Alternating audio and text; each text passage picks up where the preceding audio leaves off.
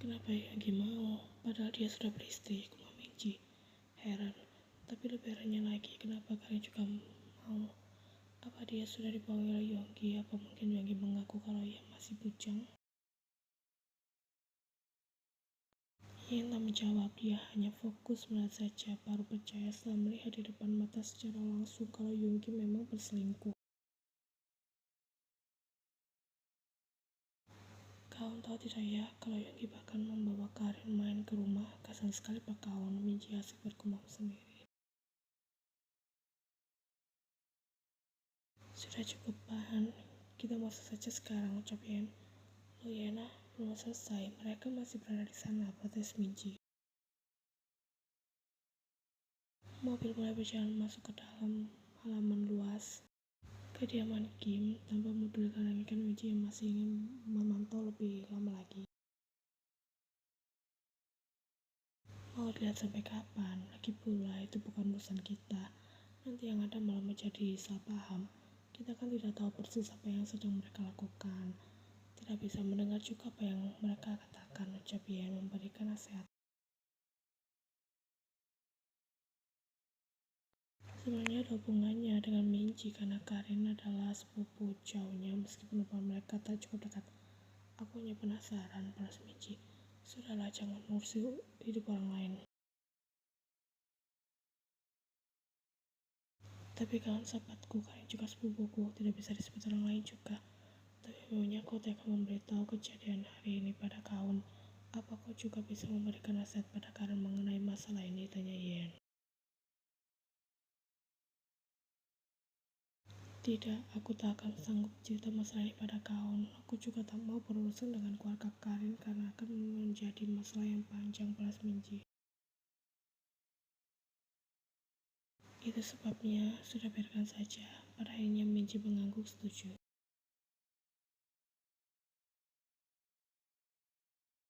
Keluar sebentar bersama Minji untuk menghirup udara segar ternyata cukup ampuh untuk melupakan sejenak masalah Yen.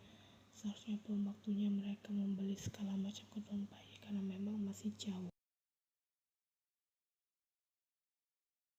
Tapi karena tidak bisa menemukan tujuan yang jelas, akhirnya mereka mampir ke toko yang menjual segala macam kebutuhan dan perlengkapan bayi yang terletak di salah satu pusat perbelanjaan. Hanya sekedar melihat-lihat aneka ragam jenis pakaian bayi yang tampak lucu dan menggemaskan. Cukup bilang mereka baru boleh mulai membeli segala perlengkapan ketika usia kandungan telah memasuki bulan ke-7 bulan. Tidak masalah, kali ini hanya melihat-lihat saja sudah membuat Yen dan Minji merasa senang. Sebelum pulang tadi, Yen dan Minji juga mampir ke kafe untuk membeli minuman sekaligus makan kue sembari mengobrol tipis-tipis. Tapi tidak terasa waktu sudah terlewat hampir 3 jam lamanya. Terima kasih Minji ya, kau sudah repot-repot mengajakku main dan membuatku senang hari ini, ucap Yen. Iya, sama-sama. Sebentar lagi Jungkook Oppa akan menjemputku pulang. Kau jangan lupa makan siang ya. Tadi kan di kafe kita hanya makan kue, itu pun kau cuma mau makan 1 suap, peringat Minji. Kau harus makan berat, makan nasi dengan lauk dan sayuran agar baby di dalam sana bisa tumbuh dengan sehat dan kuat, lanjutnya. Iya, nanti pasti makan kok, semoga saja tak mual lagi, balas Yen.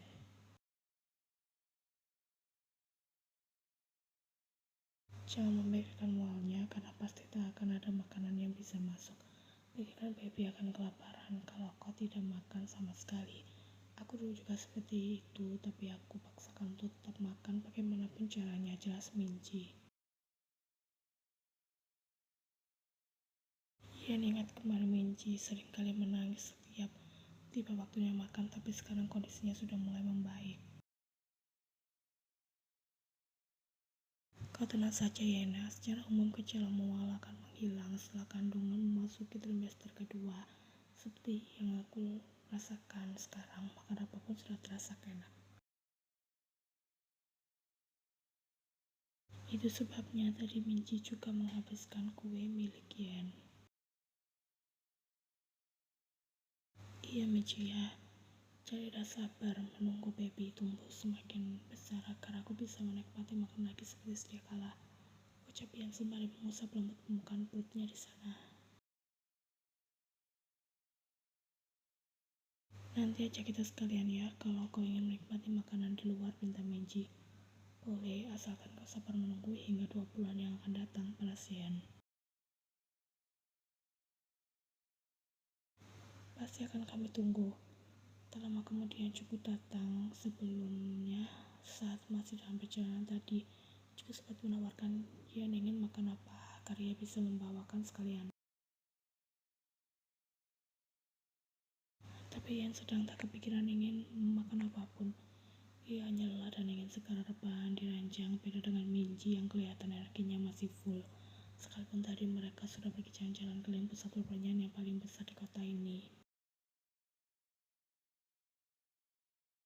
Nah, Ian masih senantiasa mengusap perut tatanya. Mau makan tidak? Sebenarnya Mumi tidak lapar, tapi kau pasti lapar kan? Dari tadi Mumi ajak jalan-jalan sembari melihat calon bajumu kelak. Makan dan jangan rewel ya, ini kan juga demi kebaikanmu, agar bisa tumbuh semakin sehat.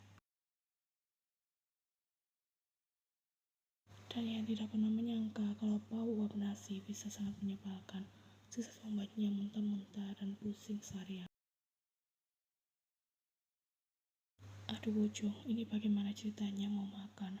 Kalau baru mencium uap nasi saja sudah muntah-muntah duluan, ucap Bibisong merasa prihatin.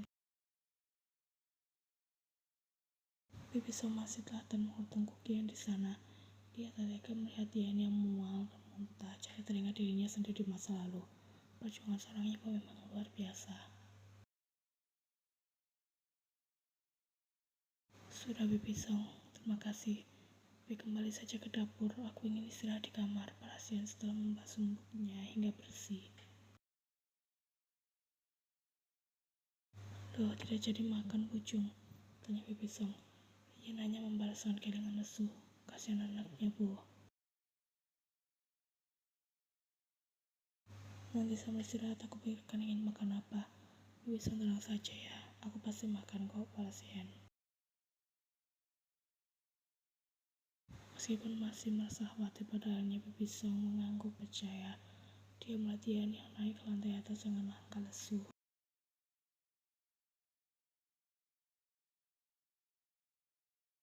Bulan depan Uma ulang tahun, seru Onji. Oh ya, kira-kira mau dirayakan di mana Uma? Tanya Karin dengan senyum manis. Ah tidak, tak perlu dirayakan segala sayang uangnya. Jawab Onji. Kenapa begitu Uma? Bukankah tetap harus dirayakan ya? Iya kan Yonggi Opa? Akan bertanya pada sang kekasih. Aku terserah Uma saja, kalau Uma memang ingin dirayakan ya silahkan. Kalau tidak juga tak masalah, Prasung kita mau ambil pusing, yang penting Onji senang. Kalau begitu hadiah dari aku, Uma bebas untuk merayakan di mana saja. Tentukan saja lokasinya, nanti biar aku yang mengurus semua sisanya, ucap Karin.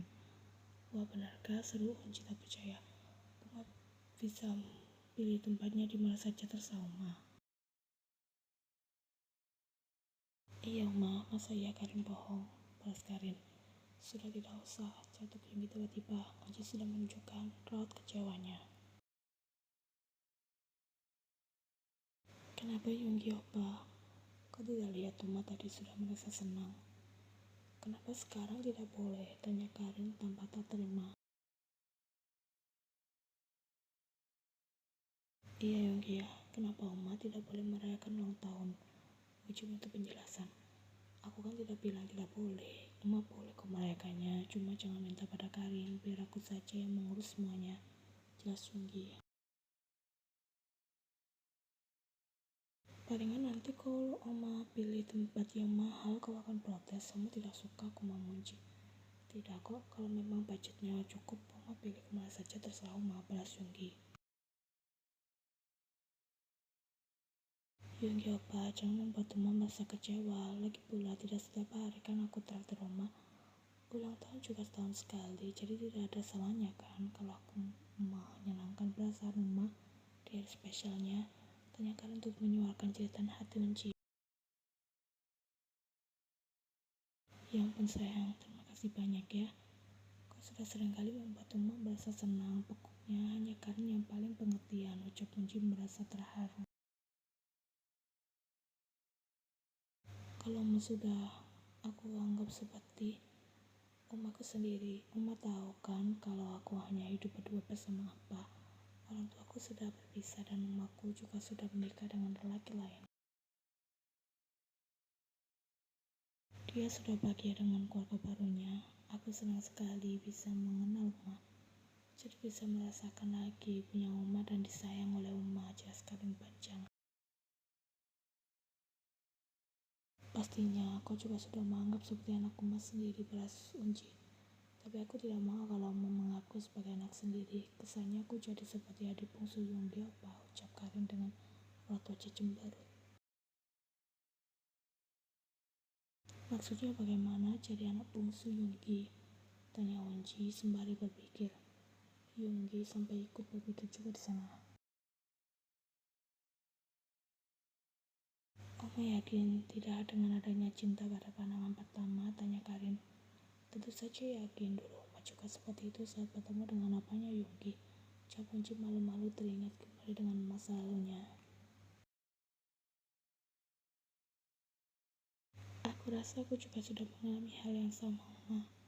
Aku tahu ini salah, apalagi setelah tahu kalau ternyata Yonggi Opa sudah beristri. Tapi Opa, kau juga pernah hidup bahagia. Jangan mau hidup dengan wanita yang sudah menyia-nyiakanmu. Opa tidak pantas diperlakukan dengan kejam seperti itu, terutama Uma. Tidak boleh ada yang menyakiti Uma. Karena aku paham, bagi Opa, Uma adalah segalanya, ucap Karin panjang. Unji mau, aku setuju dengan ucapan Karin. Jadi Uma sekarang sudah mengertikan dengan maksud aku yang bilang tidak mau menjadi ada bungsunya Yonggi, lanjut Karin. Iya sayang, Uma paham kok, balas Unji. Karin. Dengar itu Yonggi ya, setelah Unji. Karena kelihatan sayang sekali padamu, terus juga pada Uma. Jadi kau mau menunggu apa lagi?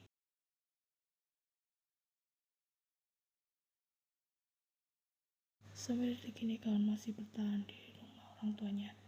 Masih belum memiliki alasan yang memicu kemauan dia untuk segera kembali ke rumah suaminya lagi. Bahkan kawan sempat terpikir kalau memang perceraian adalah jalan terbaik bagi mereka. Tapi tidak, pikiran seperti itu langsung buyar setelah kawan sadar kalau dia sampai percaya dengan Yonggi. Artinya dia sudah kalah sebelum berperang, kalah dari Unji tentu saja. Unji mertua sialan, lihat saja. Aku akan kembali seperti itu lagi saat kau memuji-mujiku, ketika kau membanggakanku, bahkan aku akan membuatmu rela bersujud di bawah kakiku. Aku berjanji, aku akan membuktikan semua itu. Tidak ada lagi sosok pagaun yang bisa kau injak-injak dengan bebas. Aku akan kembali menjadi pagaun yang berkuasa. Kau akan bertekuk lutut menantinya.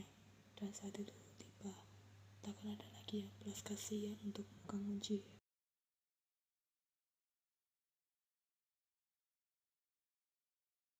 Kemarin sudah tidak makan kan? Pagi merasa khawatir dan terus menanyakan keadaan Pucung, bocah Bibisong. Yang diam tak menjawab. Dia merasa lemas dan lapar tapi tak bisa memakan apapun. Di saat seperti ini sudah seharusnya peran seorang suami yang dibutuhkan, tapi dia malah pergi dan karena itu pula ia yang jadi benci. Pucung, baby tinggal cuci piring dulu ya. Ini nanti sarapannya tolong dihabiskan. Makanya pelan-pelan saja, yang penting bisa tertelan. Pesan Bibisong sebelum pergi dan ia membalas dengan anggukan pelan. Kalau butuh apa-apa, panggil Bibi saja. Iya, Bi, balas yang singkat. Ia melihat menu sarapan buatan Bibisong agak mirip dengan menu sarapan buatan Taehyung. Lagi-lagi yang tak memiliki nafsu untuk segera menyentuhnya. Hanya sepotong stroberi dan jeruk yang ia ambil dari sana. Lumayan bisa diterima oleh perutnya karena rasanya yang perpaduan manis dan asam tidak terlalu menimbulkan mual. Bibi Song, aku berangkat, pamit Yen. Sarapannya Bojong sudah dimakan semuanya ya? Tanya Bibi Song kaget. Tiba-tiba saja Yen bilang dia mau berangkat, padahal belum 5 menit dia duduk di kursi meja makan. Sudah Bi, nanti malam tidak perlu menyiapkan makanan untukku. Aku mau makan di luar saja, pesan Yen sebelum dia pergi meninggalkan rumah.